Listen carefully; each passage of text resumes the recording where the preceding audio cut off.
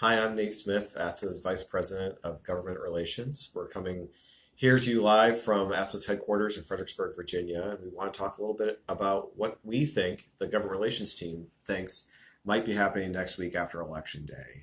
We want to give you a little preview into our crystal ball of what voters are thinking as they go to the polls over the next week. We are 8 days from Election Day. Believe it or not, it seems like it was just 2 years ago that the President of the United States was elected, and majorities, Republican majorities in the House and the Senate were elected. Those 2 years have gone by very quickly, and here we are on Election Day yet again. So as you know, there are 435 seats up for grabs in the House of Representatives. All 435 are up for election, although there are a certain amount of them who are near guarantees for Republicans and a certain amount who are near guarantees for Democrats, and we'll talk a little bit about that. Currently, Republicans hold a 45-seat majority, and Democrats, in order to take power, would have to pick up 23 seats. So we'll talk a little bit about the likelihood of that occurring. On the Senate side, unlike the House, which is all their members are up for election, or up for election, I should say. On the Senate side, only a portion of the Senate is up for election on any given election year. There are 35 Senate seats up for election in November next week, but that also includes 2 special elections, one in Minnesota and one in Mississippi.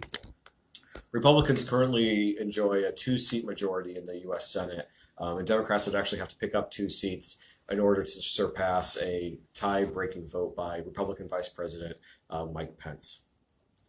So this is sort of an odd scenario where there is a chance that the House could be taken in control by the Democrats, yet the Republicans may pick up a seat or 2 in the Senate. Historically speaking, if control changes by party affiliation in one chamber, then there's gains made in both chambers. But this year, the outlook right now, at least, indicates that there could be a split scenario where Democrats take control, yet Republicans in the Senate pick up a couple of seats.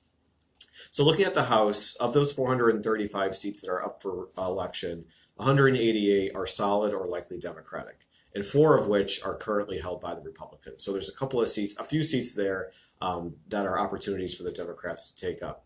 There's 174 Republican-held seats that are solid or likely Republican, one of which is currently held by Democrats. There are 17 seats that lean Democratic, and this is a big number because 10 of which are currently held by Republican members of Congress.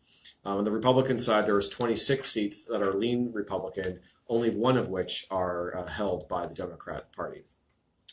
The big number, though, in why the government relations team at ATSSA believes that it's likely or better than even chances that Democrats take control of the House of Representatives next year is that there are 30 seats that are rated toss-up, 28 of which are currently held by Republicans. This is really to say that Republicans are playing a significant amount of defense over the course of the election season, whereas Democrats are able to have a lot more offensive positions around the country in these House seats. Regardless of what happens in the House of Representatives in terms of power and control, there is going to be a new Transportation and Infrastructure Committee chairman come next year. Current chairman Bill Schuster of Pennsylvania is retiring and not seeking re-election. So regardless of Republican or Democratic control, there'll be a new chairman. If Democrats take control, it's very, very likely and near certain that Congressman Peter DeFazio from Oregon will become the new T&I committee chairman.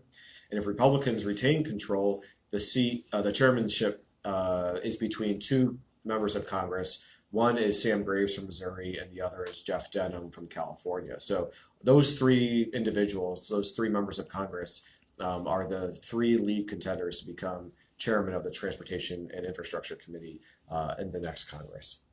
On the Senate side, there are 37 safe seats on the Democratic side, either safe or not up for re-election, and 46 safe or not up for re-election on the Republican side.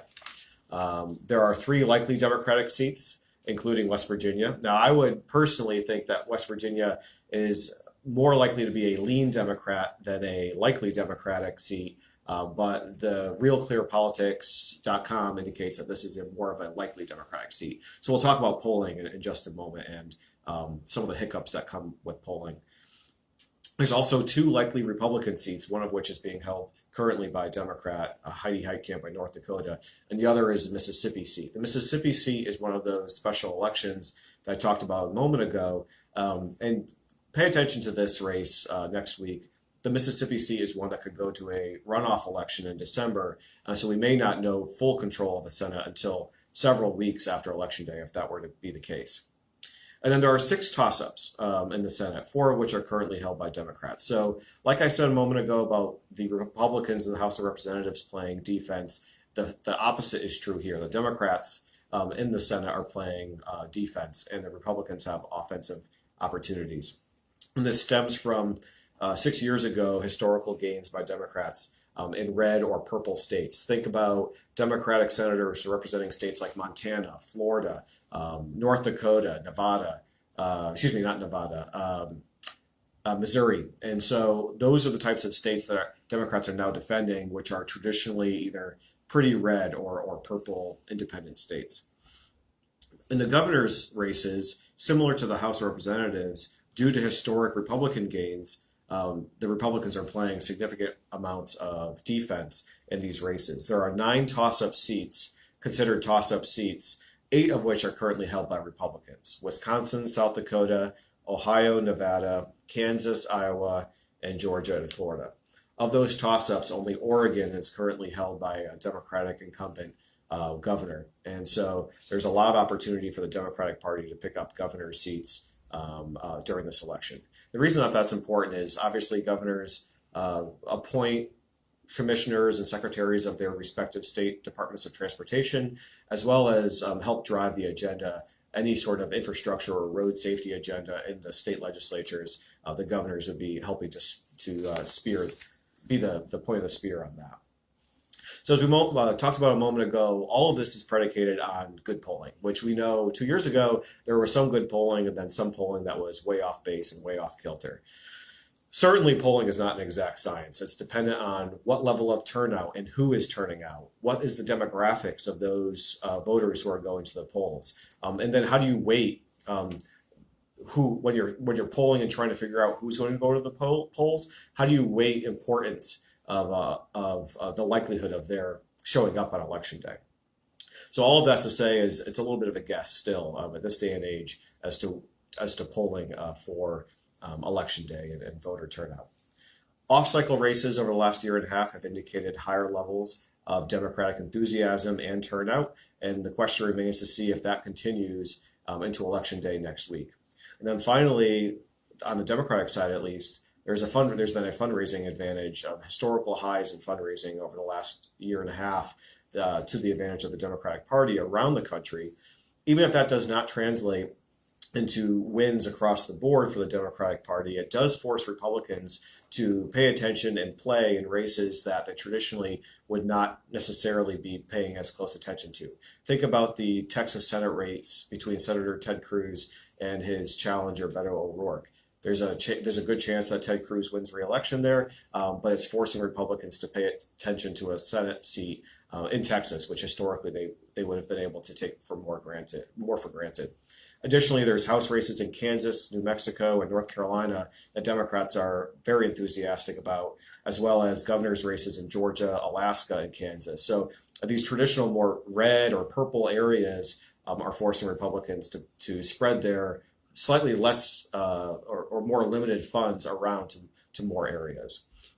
On the Republican side, though, they are enjoying an enthusiasm bump for their voters after the Brett Kavanaugh confirmation vote in the Senate several weeks ago. So we are seeing a little bit of an enthusiasm jump from that, and remains to be seen whether or not that enthusiasm continues into next week's election day on Tuesday.